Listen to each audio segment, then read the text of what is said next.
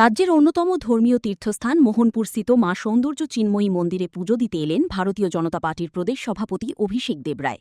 শনিবার সকালে মন্দিরে পৌঁছে প্রথমে মায়ের দর্শন করেন তিনি, পরে পুরোহিতদের মন্ত্রোচ্চারণের মধ্য দিয়ে বিশেষ পূজায় অংশগ্রহণ করেন। এদিন মন্দির প্রাঙ্গণে উপস্থিত ছিলেন দলের অন্যান্য নেতাকর্মী এবং ভক্তরাও। পুজো অর্চনার মাধ্যমে রাজ্যে শান্তি, উন্নয়ন ও সর্বস্তরের মানুষের সুখ সমৃদ্ধি কামনা করেন বিজেপির রাজ্য সভাপতি। মন্দিরে আগত সাধারণ ভক্তদের সঙ্গেও সৌজন্য বিনিময় করতে দেখা যায় তাঁকে। ধর্মীয় ও সাংস্কৃতিক ঐতিহ্যের প্রতি শ্রদ্ধা জানিয়ে অভিষেক দেবরায় বলেন, রাজ্যের প্রাচীন মন্দিরগুলি শুধু আধ্যাত্মিক কেন্দ্র নয়, এগুলি ত্রিপুরার সংস্কৃতি ও ঐতিহ্যেরও গুরুত্বপূর্ণ অংশ। মা সৌন্দর্য চিন্ময়ী মন্দিরে তাঁর এই সফরকে ঘিরে এলাকায় উৎসাহের পরিবেশ লক্ষ্য করা যায়। অনেকেই তাঁর সঙ্গে সাক্ষাৎ করে শুভেচ্ছা বিনিময় করেন।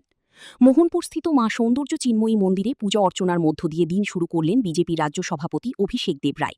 রাজ্যের শান্তি ও সমৃদ্ধির প্রার্থনায় তার এই সফর রাজনৈতিক মহলেও যথেষ্ট তাৎপর্যপূর্ণ বলে মনে করছেন অনেকে। Bureau report, news now.